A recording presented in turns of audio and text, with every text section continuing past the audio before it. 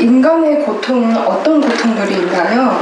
첫째가 인간의 고통이라는 것은 가장 기본적인 게 그 몽둥이로 육신을 맞았을 때, 네. 안 그러면 교통사고 났을 때, 네. 아니면 누구한테 주먹으로 맞았을 때, 사고로 크게 다쳤을 때, 피가 났을 때, 주사로 내 피부를 찔렀을 때, 네. 그게 1차 고통이에요. 가장 쉽게 느낄 수 있는 고통이고요. 네. 그 고통은 꼭 어떠한 충격에 의해서, 몽둥이나 어떤 물건에 의해서 가해지는 고통이에요. 네.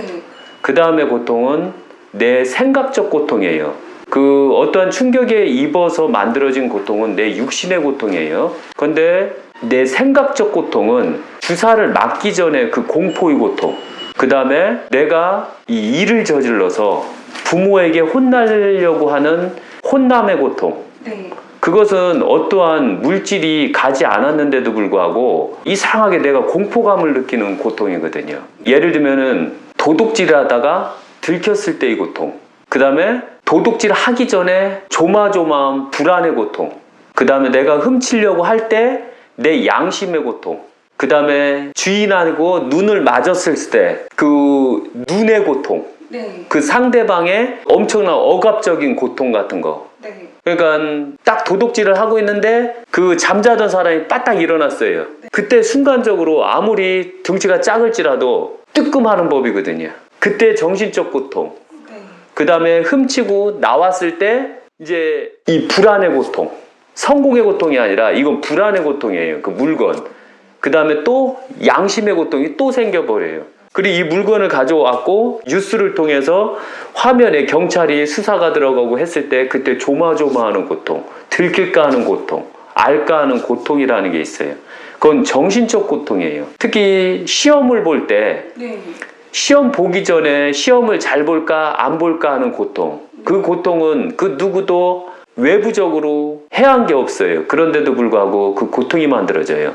그 다음에 또 하나의 고통은 내 아팠을 때의 고통, 내가 감기 걸렸을 때의 고통, 내가 다리가 부러졌을 때 피가 줄줄 났을 때의 고통, 그 다음에 부러지고 그게 아물면서 신경이 살아나는 고통, 그 다음에 통풍에 걸리면 통풍이 걸려서 이 발가락이 막 조금만 스쳐도 아픈 고통, 네. 또 내가 이빨이 아팠을 때 그것은 정신적 고통도 아니고 육체적 고통도 아니에요. 내 자생적으로 만들어지는 고통이에요. 내 몸에서 생기는 고통이요?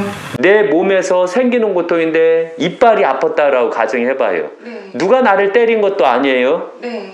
누가 나를 내가 생각적으로 아프다는 고통이 아니라 네. 이 이빨이 아팠을 때 엄청나게 아팠었던 그런 고통, 그게 바로 고통이에요. 그 다음에 또 하나는 아팠을 때 일어나는 고통은 주기적으로 감기가 걸리면 면역성이 생기는 고통. 그래서 감기 걸릴 때 미리 예방주사를 맞잖아요. 네. 그럼 예방주사를 맞을 때 그때 침이 쏙 들어가고 그 다음에 그게 약한 병균이 들어갔을 때 알게 모르게 미세하게 감기가 걸리거든요. 그래서 이건 바로 예방의 고통이라고 그래요. 예방의 고통은 예방주사를 맞았을 때 이때 고통이 생기는 거거든요. 또 나만의 고통이 있지만 내가 결혼을 하면 내 배우자의 고통, 둘이 되는 거예요. 그 다음에 내 자식이 생기면 내 자식의 고통까지도 받아야 돼요. 네. 그리고 내 부모가 계시면 내 부모에게 고통을 가져야 돼요. 이것은 내 주변, 내 친한 사람이 아프거나 다치거나 아니면 어떠한 해를 입었을 때 하나가 되는 그 고통이거든요. 서로 위로를 해주는 이게 고통이거든요. 또 하나의 고통. 그러니까 위로한다라고 했을 때 내가 고통을 받냐 안 받냐 할 때 가장 기본적으로 부모가 되면 정확하게 알아요.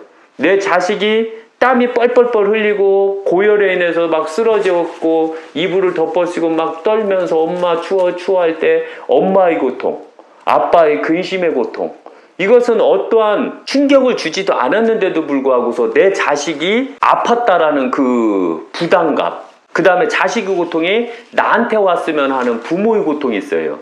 예를 들면 제가 개를 길렀어요. 어렸을 때 새끼가 태어났거든요. 그리고 어느 정도 새끼가 한 달 정도 돼서 제가 직접 예방주사를 놨어요. 전 돼지를 길렀기 때문에 예방주사를 잘 놓거든요. 그래서 예방주사를 놨어요. 그러니까 개들이, 강아지들이 끙끙끙끙 하면서 끙끙끙끙끙 이렇게 하면서 막 울부짖는 거예요. 잠을 못 자고. 네. 그 예방의 고통 때문에. 네. 그러니까 그 엄마도 강아지들 5마리가 끙끙끙거리니까 엄마도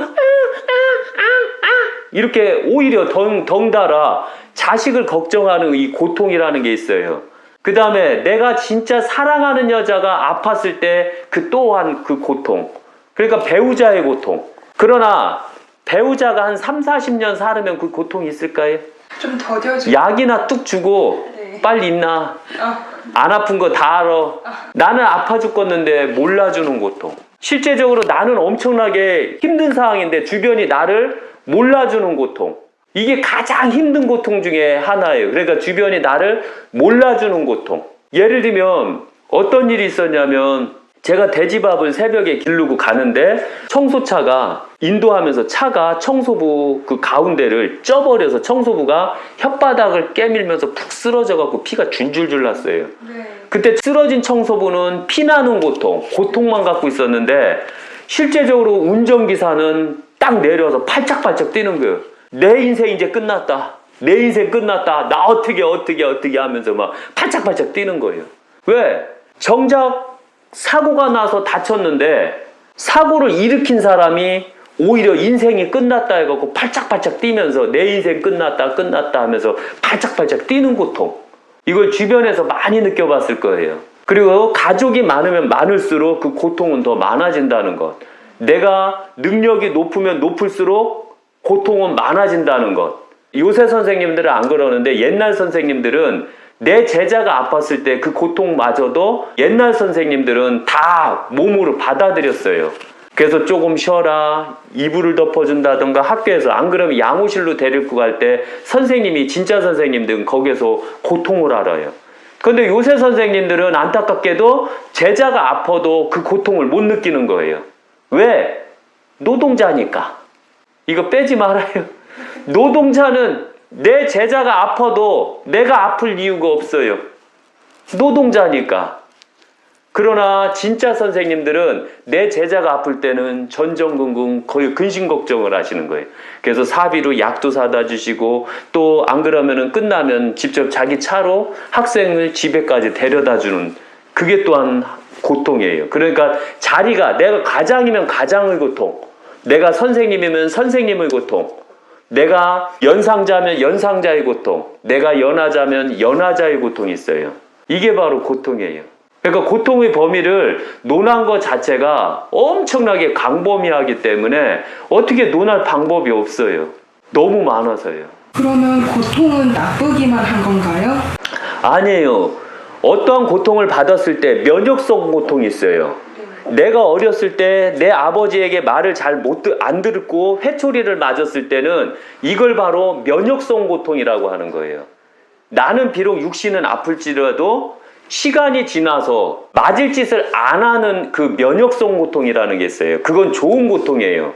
또 하나, 내 건강을 위해서 열심히 운동하고 했을 때 엄청 힘들거든요. 네. 내 육신을 고통을 줘가면서 산 꼭대기로 올라갔을 때 그걸 바로 또 면역성의 고통, 내 육신을 건강하게 만들고자 하는 그 고통이에요.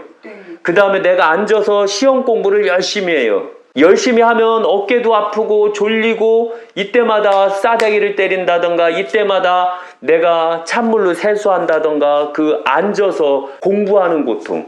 이것은 나중에 내가 성장하는데 엄청 도움이 되는 고통이에요. 그 다음에 내가 감기 앓았다는 거. 어렸을 때 감기 한 번 앓을 때마다 감기가 났으면 얘는 더 성장을 해요. 오히려 성장하고 그래서 오히려 어렸을 때 감기를 많이 앓았던 사람이 오히려 나이가 들면 고통이 없어져요. 그러나 고통 자체를 어떻게 이기느냐, 어떻게 극복하느냐에 따라서 그게 바로 면역성 고통이라고 하는 거예요. 그러나 그 고통을 받았을 때 느끼지 못하면, 예를 들면 가장 기본이 내가 감기가 걸렸어요. 감기 걸렸는데 계속해서 아이스크림을 먹고 있는 거예요. 그래서 콜록콜록 하면서 아이스크림을 계속 먹고 있는 거예요. 이건 면역의 고통을 느꼈을까요? 그런데 내가 아프니까 먼저 이불을 덮어씌고 콩나물국을 끓여 먹고 안 나으면 생강차를 끓여 먹고 안 나으면 약을 병원에 가서 안 나으면 이 모든 걸 다 해본 다음에 나섰을 때 그것은 바로 면역의 고통이라는 거예요. 감기를 이겨내는 고통을 손수 만들었다는 거죠. 그러니까 바로 아무리 어떠한 고통을 느껴도 그걸 이해하지 못하고 그걸 제대로 못하면 그건 고통을 느껴도 그거는 면역의 고통이냐 해의 고통이냐로 나눠버려야 돼요.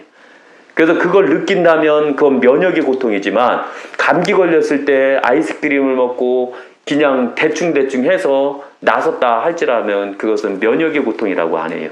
그 다음에 해의 고통. 자식이 잘못했을 때 회초리로 따끔하게 때렸어요. 더 잘못되면 이건 잘못 때린 거예요. 그러니까 도둑이 있었어요. 예를 들면 장발장을 생각해 볼게요. 요새 장발장 말고 장발장 비슷한 내용 있죠. 라면을 훔쳤는데 몇 개월 선고받았죠? 12개월을 선고받았나요? 요새 막 떠들잖아요. 근데 배고파서 라면 한 봉지를 훔쳤어요. 그리고 12달을 선고를 받았어요. 그래서 징역형을 살아야 돼요. 그래서 이 사람을 징역에 살게 하면 이 사람 또한 마찬가지로 이건 잘못된 고통이에요. 왜? 교도소에 살면 라면이 몇 봉지가 될까요? 하루에. 하루 일당이 다 있는 거거든요. 그럼 경찰서에 하루만 있다가 나오면 되는 거예요. 나왔을 때 이 사람이 그 고통을 생각하고 도둑질을 안 하면 이것은 면역의 고통이 되지만 에라 모르겠다 또 하자 이거 또 훔치면 이것은 바로 면역의 고통이 아니라 이것은 잘못된 고통이라고 하는 거예요. 그리고 고통을 줄 때는 꼭 내가 알았을 때 양심 있는 자한테 고통을 주는 거예요. 그런데 양심이 없는 자가 고통을 받았으면 어떻게 될까요? 그때는 까도가 되는 거예요. 까도 나오는 고통이 되는 거예요. 그건 고통이라고 할 수 없는 거예요. 그것은 양심이 없는 거예요. 내가 왜 고통을 받아야 되는지를 정확하게 알고 생각을 해봐야 되는 거거든요. 그러니까 고통은 받았을 때 교훈적인 고통도 있지만 아주 안 좋은 고통이 있는 거예요. 예를 들면 정가를 갖고 있는 사람이 1번, 2번, 3번, 4번, 12번 어떤 사람은 한 30 몇 번까지 있더라고요. 그럼 이분들은 고통을 받았지만 고통을 못 느끼는 고통이에요. 그러니까 그걸 바로 합리화라고 볼 수는 없는 거예요. 그래서 처음 죄를 저질렀을 때는 모든 사람이 떨어요. 두 번째 저질렀을 때는 떨어요. 세 번째 저질렀을 때는 근심을 가져요. 네 번째 고통을 받았을 때는 그냥 무덤덤해요. 다섯 번째 고통을 받았을 때는 그때서부터는 습관화가 되는 거예요. 그때부터 이제 별 자랑을 하기 시작해요. 죄 자랑을 하기 시작해요. 죄가 없으면 오히려 그 우리 안에 못 껴요. 그게 바로 고통이라는 거예요. 그럼 그 중에서 가장 큰 고통을 고를 수 있을까요?